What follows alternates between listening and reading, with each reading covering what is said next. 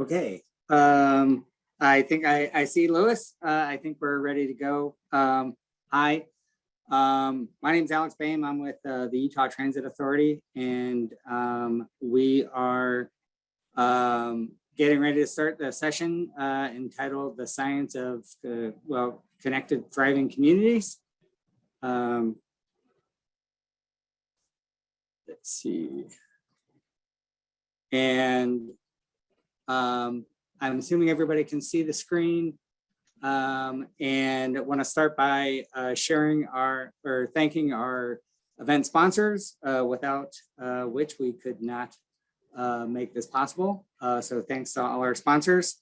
And from there, I will give a quick introduction to our presenter today.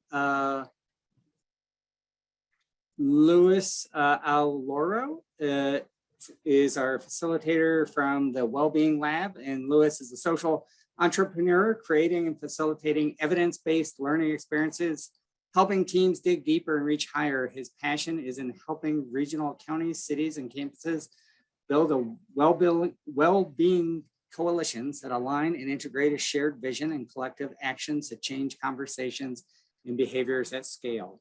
Louis has a master's in applied positive psychology from the University of Pennsylvania and a senior fellow at the Center for the Advancement of Wellbeing at George Mason University. He's pursuing a PhD at the School of Leadership and Change at Antioch University. And with that, I will stop sharing and turn it over to Louis. All right. Good morning, everyone. Thank you, Alex, for the introduction. You could see my screen now, Alex? Yes. All right. Well, welcome everyone to this session, this presentation, which will not be on the innovations of pavement pouring or how to create walkability in a city. All of these things are important. I'm here today to talk about the heart of connected community. And I'd like to start just by knowing who's who in the zoo. So if you wouldn't mind using the chat box, it would be great to see some responses of who's in the room. What's your role? What's your relationship to this conference, this work? Are you a state or local official, a policymaker? Are you a health expert, a transportation person? Let's use the chat box. I'm going to be using it a lot through my hour-long presentation today. Thank you, Molly, representing public health. Thank you, Grant. We have planning people. We have consulting people, a health educator. Thanks, Polly. Travis is also in the public health space. Some more planners, health educators, policy researchers. Wonderful. An engineer, thank you for staying in this session, talking about connected communities. And lovely, multimodal, I love that word, Alexis, the multimodal planning, bike advocate. All right, so we have a diverse group here in the room today. And I would like to also know, what do you already know is at the heart of a connected community? So before I even get into my presentation for you today, I would love to hear from you also in the chat. What would you say is at the heart of a connected or a thriving community even?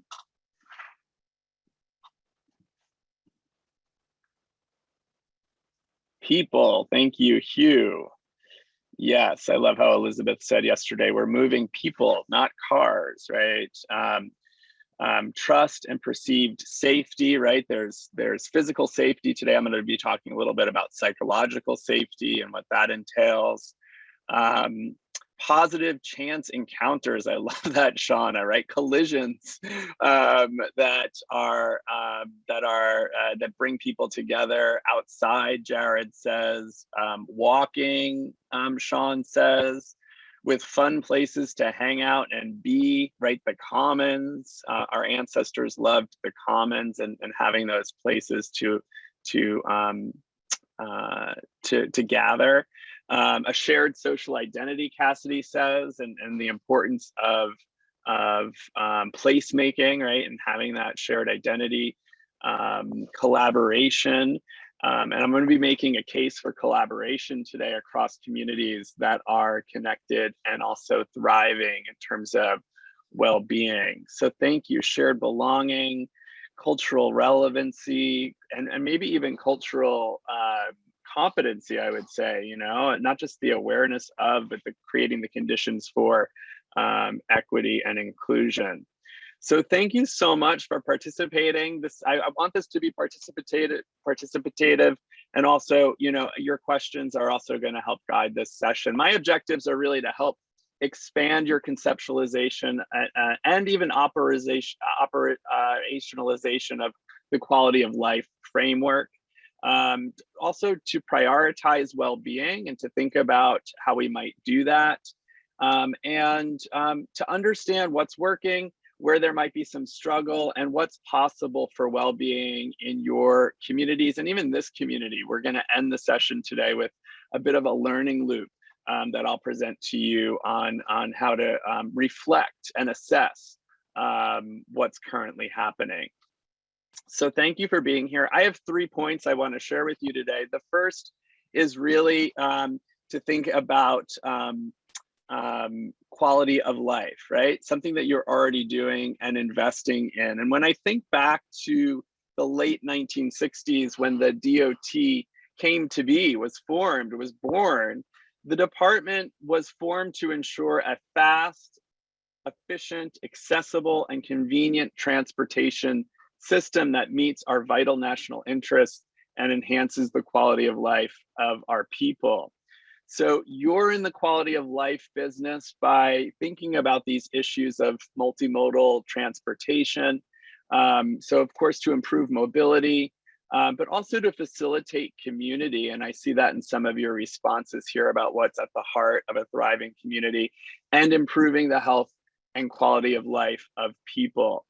So this means that people are happy, that people are well, and I'm in the same business. So my mission is really to use the science of well-being and flourishing to help people, to create change with people, not necessarily just for people. I love the adage, don't do anything about me without me, and including people in conversations about what's important to them and helping them become change agents within their own in their own communities. So my name is Louis Aloro. I study and teach positive psychology, the science of human well-being and flourishing. I'm a social entrepreneur, as Alex says. I work with communities, I work with cities, I work with counties, I work with companies and campuses to help build well-being coalitions that bring together cross-sector representatives and interested parties to accelerate well-being in a region, a campus, or a company. So I do this with people, not just for people. And you could see here the idea of building a well-being coalition and bringing people around this idea of quality of life is really to address some of the siloed interventions that we have and initiatives, people and programs, and help people learn some of the science of well-being so that they could bring it into their own lives, their teams, their families across, and then in and across sectors of people that are working on creating change for communities like you are doing in this group. It's true that communities are up against some really complex challenges these days where technical solutions or one-size-fits-all kinds of solutions are not really attending to the emerging and complex dynamics that we're up against. And a lot of leaders think that it's their role to come up with a vision or a plan to solve the problems. So sometimes it's difficult for leaders, and I do a lot of leader training to shift the paradigm of needing to have the solution versus coming with the questions and coming with the inquiry that help people to their own motivation and energy to take action.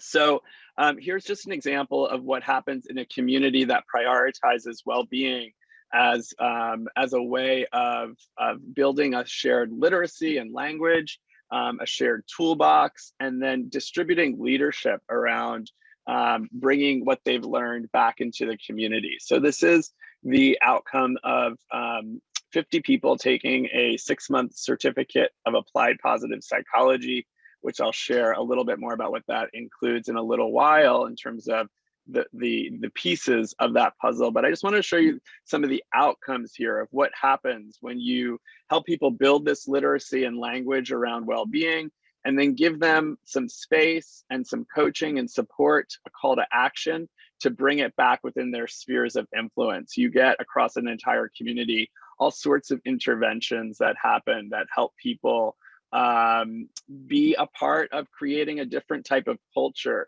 The truth is, we're always creating or consuming culture. No one is exempt from being a part of the culture that we're experiencing. Even right now in this Zoom room, we're all either contributing to or taking away from the culture that we're experiencing together. And so let me just say that you at UDOT and part of this Move Utah ecosystem are doing a lot of things right.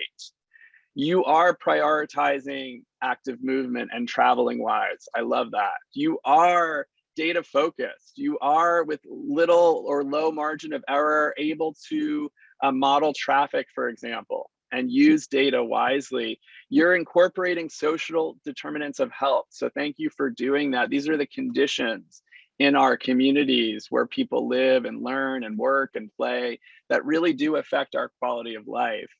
And you're working to advance health and transportation equity. So thank you for considering the people who need our attention, right? And we can work with to help improve equity. And you're looking to integrate across different functions. For example, Elizabeth and Sarah's presentation talking about health and transportation yesterday. But how do you know what we are doing is actually making people's lives better? How do we know that? And are we treating people well, right? So we have the what we're doing and why we're doing what we're doing, but how are we doing what we're doing? Is really the question I have. Are we treating people well? Are you well? Is another way of thinking about that. So I'm here to make a case for well-being. Our research shows that people's well-being is impacting the change process that we're trying to design into communities. So well-being has everything to do with successful change. And well-being helps us collaborate across some of the complex challenges that communities are up against, which right now, why we need to prioritize well-being is, according to recent policy briefs by the United Nations, the World Health Organization, mental health and well-being has been severely impacted by the pandemic, but also prior to the pandemic, you know, the trends were not hopeful in terms of mental health. In fact, the average onset of depression 60 years ago was about 30 years of age. Right now, it's about 14 years of age, right? So even with so many things improving in our world, mental health, people's well-being is not necessarily improving. And research shows that that all-cause mortality really is something that we can have impact on by behavioral choices and some of the things that Dr. Joy was talking about yesterday. We also know that even within the department itself, there's this thing called deaths of despair, particularly for undereducated people, but something that's affecting many different demographics right now. All of us quarantined, right? Research showing that quarantine led to more prone mental illness for people, mood swings, confusion, irritability, stress, anger, anxiety, and the like. So, you know, we have Houston, we have a problem, we have an opportunity. In Utah, we see that adult mental health is about 26 or 27%, whereas in the United States, that's a higher percentage than the rest of the country. Utah's on the higher end of that. So I just want to bring this to our attention, make a case for well-being, of why it's important. I love that UDOT has made quality of life a framework that is really a blueprint for how we make decisions about policies and how we do people. The 4 areas, of the framework: good health, strong economy, better mobility, connected communities. And this session that I'm having today is on connected communities. When I see this, I think of human connections between people. And of course, in the transportation world, connected communities points also to the intersection of transportation and land use, right? Making sure that there is an intermodal kinds of connections between walking, biking, transit, vehicles, etc. It is about integration, right? In terms of transportation, but so too is well-being. Well-being is about being integrated, being whole, right? And this is on an individual level, on a team level, a relational level, a family level, a workplace team level, and more structural levels as well. And so there's different components to well-being that I want to share with you today. The definition that we like to use at the WellBeing Lab is Professor Felicia Huppard's definition: the ability to feel good, struggle well, and function effectively. Right? So well-being doesn't take away the struggle, it leaves it in there. And what are the coping strategies we have to address some of the struggles that we're up against? So let me ask you, over the last week or two, how would you say you've been feeling? Have you been really struggling? Have you been on top of the world? Have you been not feeling bad, just getting by? Or have you been living well despite some struggles? And so let's use the chat box again. How do you relate to this question? How would you rate how you've been feeling lately?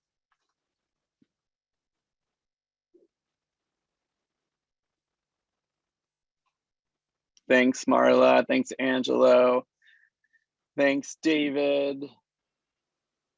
Thanks, Carrie. Conflicted, right? So unsure. Maybe as context is really clean, maybe it depends on the day, on the hour. So everything is always changing. We are always changing, and well-being helps us do that changing. Well-being helps us change a paradigm. The concept of well-being really does give us a broad conceptualization of or illustration, I should say, of what a standard of living is of the population. And as Elizabeth said yesterday, this comprises subjective satisfaction of people concerning their happiness, their relationships with friends and coworkers, but also objective indicators on a personal level, like employment status or adverse childhood experiences, ACEs. But on a structural level too, we could think about some objective indicators, like, for example, transportation access and walkability, active transportation, what we're talking about today. All of this, of course, is dependent on social and historical context for people and communities, even yourself. As I said earlier, context is queen. What we've been able to do at the WellBeing Lab is separate different dimensions of well-being into these 4 different dimensions, where you can have high thriving, we call it, and high struggle at the same time. These are people in that blue category, that light blue category, living well despite struggle. These are people who are resilient, let's say. These are people who have adaptive coping strategies to navigate the turmoil, the chaos, the uncertainty that we're all up against lately well, to show up to it well.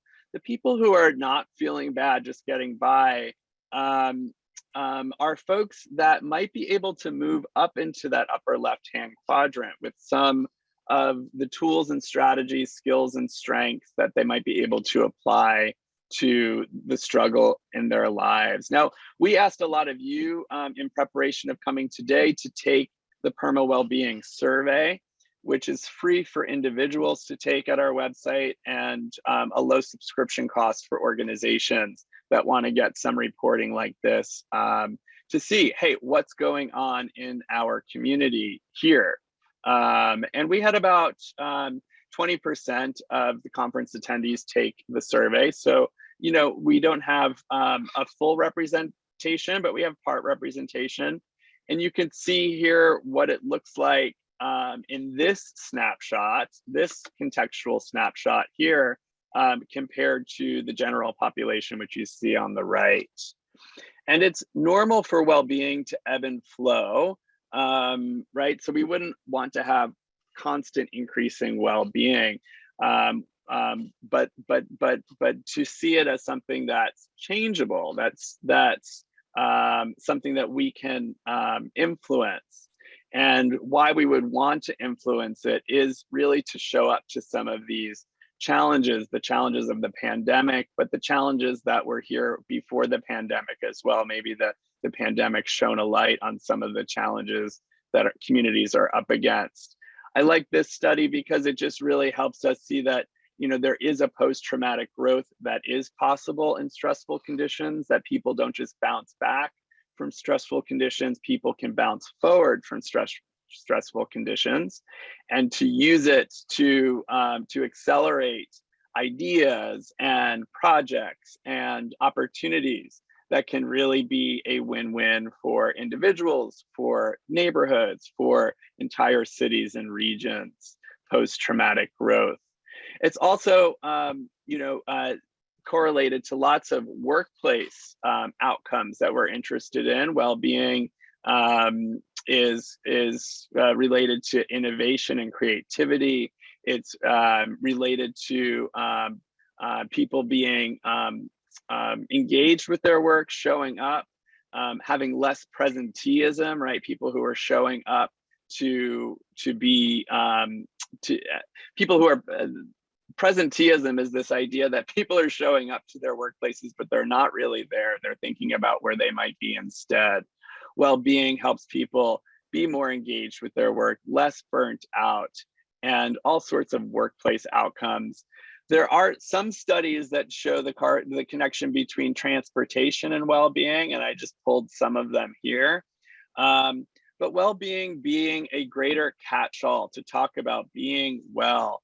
It's more than just wellness that we're talking about here. Wellness is often attributed to physical aspects of our lives, and often attributed to the 3 F's, we call them: fitness, fruit bowls, and flu shots, or COVID shots, as it were, vaccines.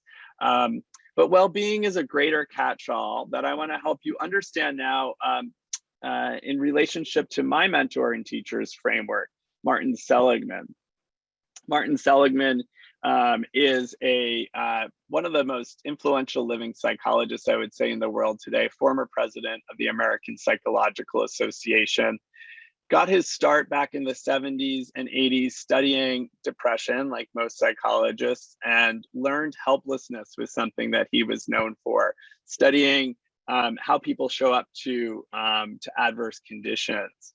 And he said, if people can learn to be helpless in adverse conditions, perhaps they can also learn to be optimistic. And that's how this positive psychology movement was born within my field of psychology, to look at what are the factors that contribute to our well-being.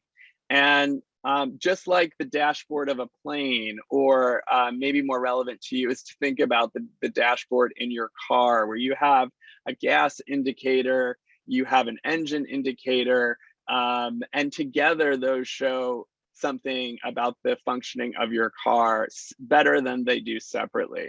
Same for these PERMA factors. And I'm going to go through each of these PERMA factors in just a moment to help you understand them a little bit more. This is just one way that we have to operationalize and measure well-being in people. I could ask you right now to think about your level of feeling positive, being engaged, your relationships, your level of meaning and accomplishment and health. And these are subjective indicators, of course, but what we measure, we manage. And it's important that we have ways to talk about well-being, to measure it in service of sparking conversations for people to not just understand what their well-being is like, but also how they can manipulate some of those levers that I just showed on the previous screen.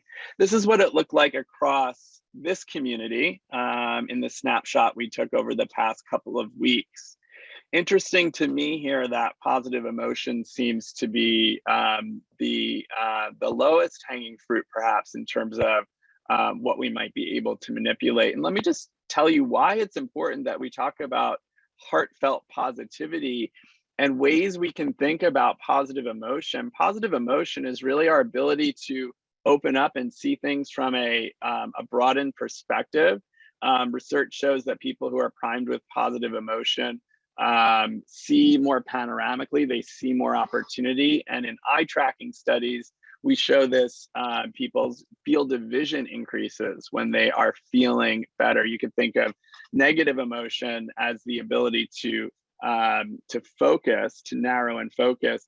Positive emotion does the opposite, broadens our ability to see things panoramically and builds really good resources, including social resources, to collaborate better. You might build positive emotion by thinking about starting your meetings with what's working and what's good, prime people for positivity, ask what are the wins on this project so far, and use that as an opportunity to celebrate, to savor, and then see what happens to address some of the problems that might come up next in your meeting. When we think about engagement, using our strengths are those things that we're good at. And I know UDOT in particular has an initiative around helping people identify their strengths and becoming a strengths-based workplace. Maybe your departments do as well. But there's all sorts of great tools to help people identify their strengths. And then we want people to use their strengths, right? So you might on your teams be asking, what are the individual strengths we bring to this project? What are the group strengths that we then can build on together as we move forward with this work? Relationships, high quality connections. This is the single best predictor of well-being and even longevity of life. Better the predictor than cholesterol is at age 50 is to ask someone about the quality of their relationships. Dr. George Valiant is a professor at Harvard behind the adult development study that showed that relationships are the #1 predictor of our quality of life. So it's important that we make the relational as important as the rational. Really ask people how they are doing. Don't miss this opportunity, whether you're working internally or you're working externally with a group of people. Really, before you get to the agenda, before you get to the tasks, really have people check in. How are you really? And ask for a deeper cut to show that you care. People will show up to that challenge, to that work more fully when they believe that you care about them. Meaning and purpose, the chance to make a positive difference in the public sphere, like many of you are, right? We get into this work because we want to help people. And this is the single best predictor of having meaning in our lives, being part of something larger than ourselves. And when you invite people into spaces, safe spaces where they can dream of and plan for a shared future and take really shared leadership around how we might bring to life that vision, right? Don't do anything about me without me. And so this will help people build meaning and purpose in their lives. This will lead to a level of accomplishment, right? The things that matter for us. And this is where, you know, the psychology of it really matters. Believing that we can improve our abilities is really important. Some great research studies on mindset, right? You probably have heard of growth mindset in your travels. This is a belief in the improvement of our abilities individually, our abilities as an organization. It really does matter. Again, bringing together people to have conversations and planning around things that they care enough about to participate in. And there can be a shared sense of accomplishment across communities. And finally, health. This is something that we've spoken about at this conference already, so I'm not going to talk too much about some of these foundational pieces of rest and recovery, sleep, exercise, physical activity. I like Dr. Joy was sharing that story of a client of hers who didn't see that walking his dog was akin to physical activity. So seeing, our movement as essential, our food choices as essential, our rest and recovery as essential. These are the game changers, these keystone habits, and they matter more than we think. So really helping people remember this in communities in service of their well-being. And these small steps have big impacts, right? So foundational pieces of eating and moving and sleeping. And what we teach in our work a lot is tiny habits, how to scale down your behavior change. So if running a race is something that you see as your vision and you are sitting on the couch, perhaps putting on your sneakers is one tiny habit you can incorporate and then celebrate as a way to build that new neural network in your brain to help you create the changes that you want to create.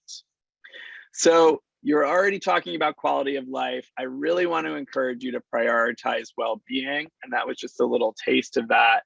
And finally, I want to get into this idea of systems intelligence, and then I'm going to lead you through an exercise to harvest some of this group's collective intelligence. This is important. This is just a look at the history of my field of psychology, where in the earlier days, especially after World War II, and a lot of veterans returned home with mental health challenges, much of the research money went to fixing what was wrong with people. And we saw psychology for the second half of last century, especially focused on deficits, weaknesses. In fact, the DSM, I don't have a copy here with me, but the Diagnostic and Statistical Manual of Mental Disorders is a book that is, pretty thick in its 7th version right now. And it just keeps getting thicker, right? We have a strong classification for what's wrong with people. Positive psychology came on the scene and said, hey, if we focus so much on what's wrong with people, how about we focus on what's right with people? Some people still need those clinical supports. Of course, I do too sometimes with mental health challenges that are acute, right? I don't have chronic challenges, but with challenges that we have, we need traditional supports. But we could also look at well-being on this north of neutral part of the scale. What's working? What are the strengths? What are the skills? What are the strategies of people who are well? Positive Psychology 2.0 within the past 7 years or so kind of added this other dimension here to talk about struggle. And then Positive Psychology 3.0, what we're now calling more well-being science, is really about thinking about the system around well-being, and that it's not just on an individual level that we're looking to create change on a me level, but also on a we level, on a relational level. What are the strategies for groups, for teams, for families even to address well-being? It's not a solo endeavor, right? And then on a systemic level or structural level, what are the processes? What are the people processes? What are the human resources strategies that we're using to help on a systemic level people lead good lives? And so to think about it on these 3 levels is something that helps people remember this is not a solo endeavor. This is not pointing fingers at individuals. This is saying there's work to do on an intrapersonal level. There's work to do on an interpersonal level. And of course, there's work to do on a structural level. And this simple systems framework helps people remember. And so I just wanted to present that to you. In your data, again, we see that well-being, ability, and motivation on individual levels can stand some improvement, right? There's work to do there. We could teach people some of the science, some of the application of that science, and give people some safe spaces to do that. The psychological safety, in terms of the safe spaces, is something that we can also improve as well around here. Psychological safety is this feeling of confidence that we can share all of it. We could share the struggles. We could share our failures even. We could share what's not working in a safe space to address what could be possible next. So psychological safety is a condition. It's a condition that Google has identified as the most predictive of their successful teams, so that even above dependability of team members, even above structure and clarity in work roles, even above having meaningful work and impactful work, the number one predictor of the most successful teams at Google has been shown to be psychological safety, which is a team level condition. And so there's room to grow here within our community.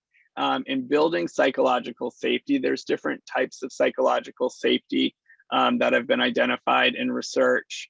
The highest type is this challenger safety, where it's safe to bring up concerns, to say, hey, but what about this? We haven't thought of that, or to point out flaws in some logics and some plans. But there's different types of safety. There's different ways of developing these types of safety. So what you see on the screen right now are some strategies that you might consider. Everything from just showing up fully as yourself, as authentically as you can, to taking an awe walk with your team outside, creating some walking meetings where you can, be outside together, experience the walkability of your community, and look for things to have awe around. Again, making this piece, the relational piece, as important as some of the rational piece of the work to do. What I want to do with you today is in the upper right-hand quadrant here, staying curious. And I want to elicit some curiosity for you all right now in what we call a learning loop. A learning loop is ability to acquire some feedback. You might remember that all systems, including social systems, technical systems, rely on feedback in order to be optimally functioning. Without feedback, we don't have optimal functioning.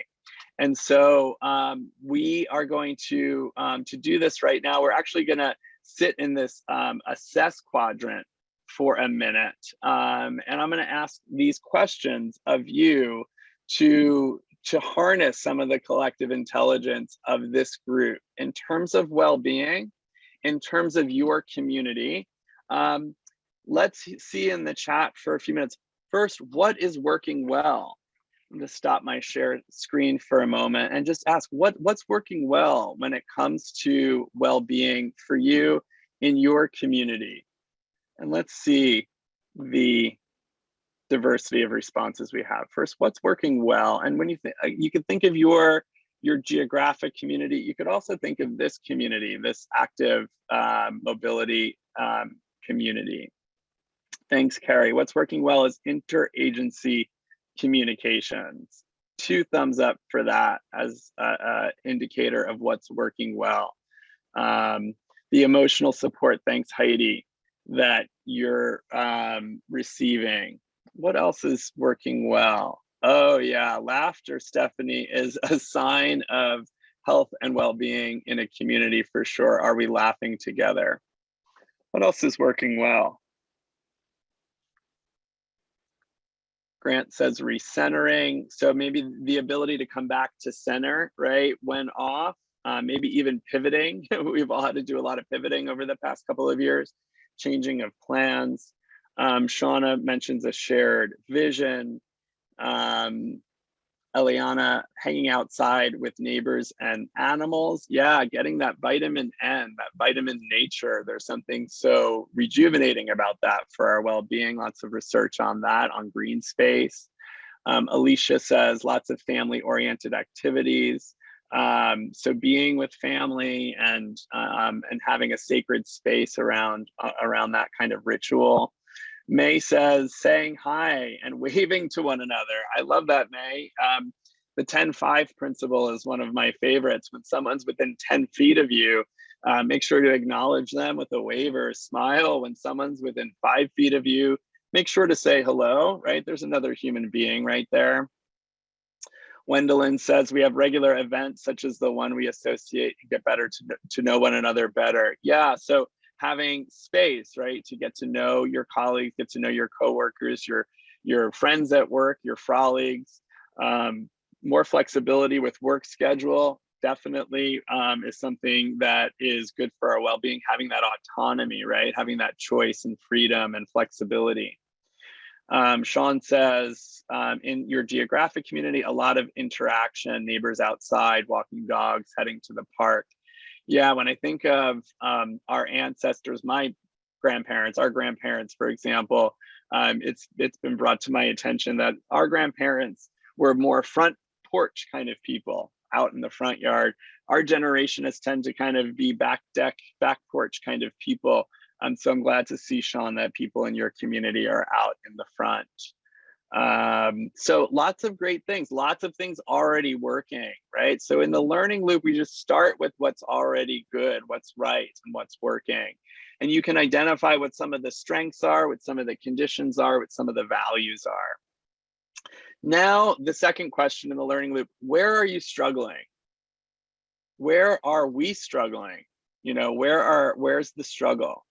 So in the chat again, if you can identify where the struggle is for you.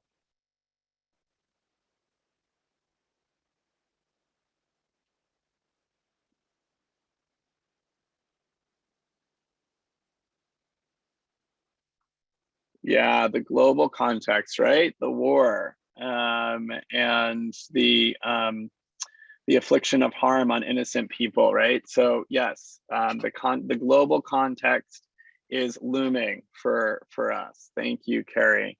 Natalie, schedules not lining up with loved ones. So yeah, that can be a struggle, right? When there's not so much synchrony in scheduling, for example, but when there's not much integration. That's why I love thinking of well-being as integration. And when I'm integrated, literally on a neural level, we can be more integrated, perhaps. Limited time, right? Our most limited resource time. Heidi says communication, lack of in-person responses. Yeah, communication is so important to superorganisms, right? Think about the cells in our body, the organs in our body. Without good communication, what happens, right? So we need that as well in our social systems. So many different roles to fill, Polly being pulled in different directions, right? Thank you. The struggle is real, right? Conflicts with visioning for community at work, immediate family health issues, balancing conflicting interests, right? Everything has a trade-off, Eden. So the fact that we're driven to distraction and we have all of these different competing demands, and so that could cause a lot of struggle for us to be able to navigate. Stephanie says too much focus on personal gain over community investment.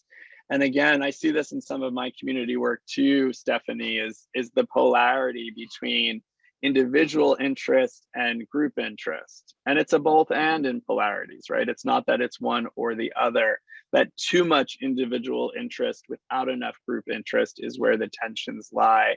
So polarity thinking is actually one of the things that we teach in our programs to help people to that place of both and understanding how to navigate polarities. To finding community, making friends in a new place can be a challenge. Emily, thank you for sharing that, right? Vulnerably sharing that, you know, when you do move to a new place, finding community. I moved recently over the past 3 years, and not one person in my community came to welcome me to my new house. And when I was a young boy, I remember moving at 7 years old, and all of the neighbors came with a potluck dinner for us on our first night. And I'll never forget that feeling of being welcomed and to the people that were already there. So just a call to action for some of us, right? To reach out to people when they're new to your community, you know, knocking on the door, bringing over a gift, saying hello, all of that really matters. All right, so in psychologically safe spaces, it's okay to share the struggles, right? The struggle is real. Finally, what are we learning about well-being? This is the third part of the learning loop. What are we learning, would you say, about well-being today, recently, yesterday, at this conference? What are some of the great learnings that you will be sure to take away when it comes to health, well-being, active mobility? What would you say are some of the learnings? Hey, Grant, would you mind unmuting yourself and explaining more about what you mean there? Greater resources for mental health?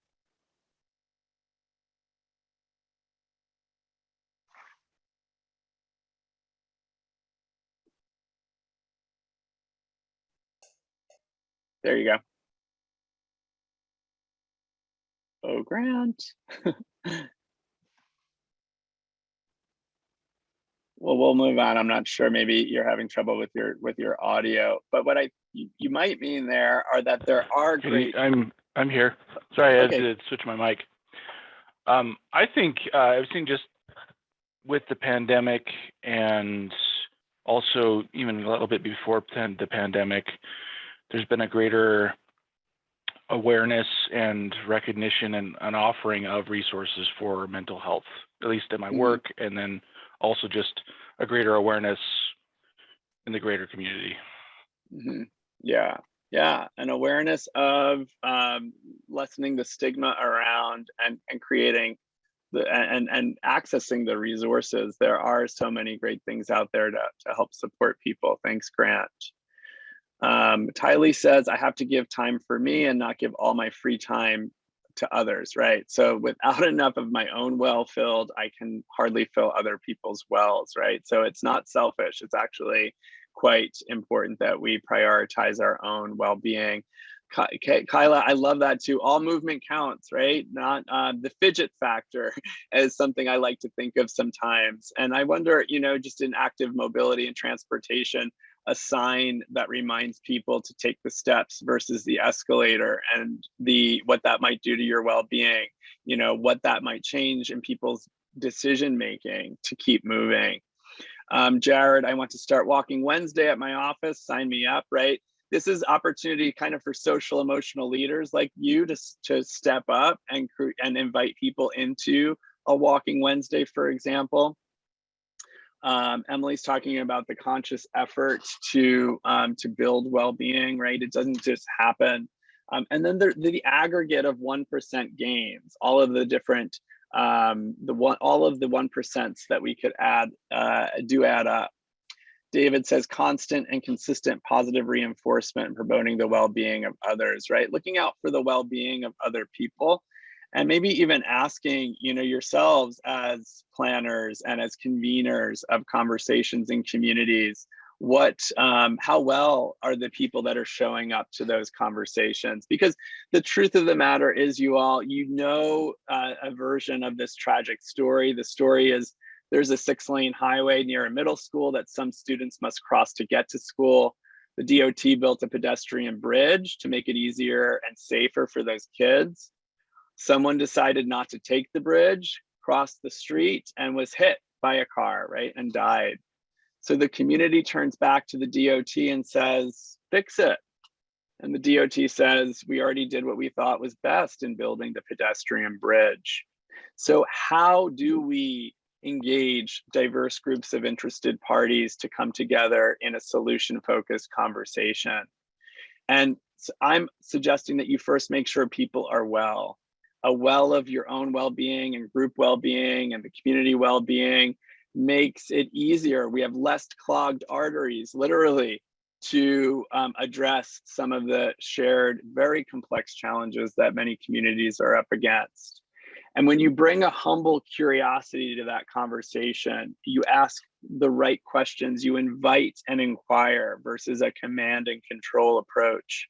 An invite and inquire approach, bringing the questions, the generative questions that really elicit the stories of people's perspectives and lived experiences. You can build genuine relationships in this process and really help people look differently at what's happening. When you start from the lens of what's already working, what's good, and what's right, it just creates space for people to be able to show up and participate. So I guess what I want to end with, and then I'll take some questions, is that when we come together to talk about what is important, and we are well in that conversation, people do become alive and find purpose in the positive differences we can all make to improve each other's quality of life. This is not just any one person, any one department, any one thing, any one program to be able to do this kind of work. And our goal, my friends, is really just to be intelligent and active stewards in shaping our well-being. Thank you so much for listening today. If you care to prioritize well-being for your workplace or your school or your community, your county, your city, please contact me. We've been really successful in helping communities set up well-being coalitions, and have a new book out as well that just was published a couple of weeks ago, Live Kind and Be Happy. It's available on Amazon if anyone cares to check it out.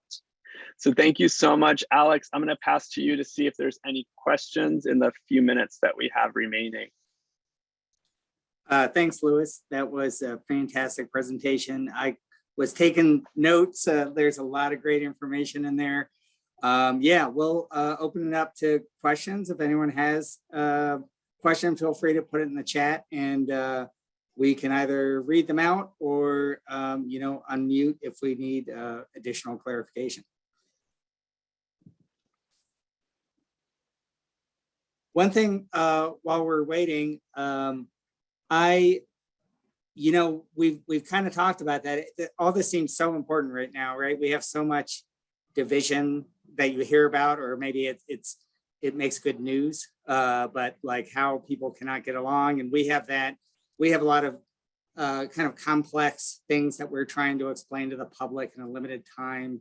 But I think these kind of relational things that I'll go back to, like, make the relational as important as the rational, right? Like we get in, and so maybe you could talk a little bit about how we can do a better job, because we tend to go into a meeting, we're there to talk about the rational, right? And we skip that other part. Like, how can, when we interact with the public, do a better job of breaking down that barrier? Mm-hmm. Yeah, thank you, Alex. I would say, one of the ways that culture gets manifested is in the rituals of our convenings, right? So a public meeting, a private meeting, any convening, right? What are the rituals? And to have a ritual in place for a check-in at the beginning of the meeting, and even a checkout at the end of the meeting, where you get people to share, hey, what are you coming here with? Even if it's one word, right? What are you coming to this meeting with? Or what are you hoping to get out of this meeting? Or what's good in your world lately? Share something good. Or I love the question too, how are you really right now? How are you really? Asking for a deeper cut. So kind of positioning some questions at the beginning to allow for a check-in, positioning some questions at the end to allow for a checkout, even if it's just one word. And so we better do that today, just to walk the talk. So in a couple of minutes, I'll be asking you all, what are you leaving with? You might be thinking about that. Great, thanks. Sure. Well, I guess we only have a couple of minutes left, so maybe I'll ask that question, and I'm happy to continue this conversation with anybody that would like to. So what are you leaving with is my question for you, even if it's one word. If you pop it in the chat, or a couple of words, this is just a nice way to check out of a session like this. Here we go. Motivated, hope. Oh yeah, hope. I love that idea of hope. I heard a great thing yesterday. Let me see if I could pull it up real fast right now, that when we lose hope for change, everyone seems like an enemy. Everyone else seems like an enemy when we lose hope for change. That was a Pema Chodron quote, I believe. Well-being matters. Yeah, restored faith and inspiration in community, right? I think that is something that we're also hungry for. So Molly, thanks for leaving with that. Sarah, thank you for being an advocate for well-being, right? Being well. We are human beings. We're not human doings. Yeah. So when we prioritize well-being, we can create space for people to actually to learn some of the tools and strategies and skills and strengths that contribute to that. So thank you all. I really appreciate you being here. I know that there was a choice between this and other things, and everything has a trade-off, like I say. So thank you for being here. Thank you, Heidi. Thank you, X Factor, Muriel Mariful, and Alex for hosting today. And hey, I'm just so grateful that you are in this conversation, you're in this work, and to be a part of that with you. So I wish you all well, and I hope to hear from some of you to continue this conversation. So long for Thanks, now. Louis. Thanks. Thank you.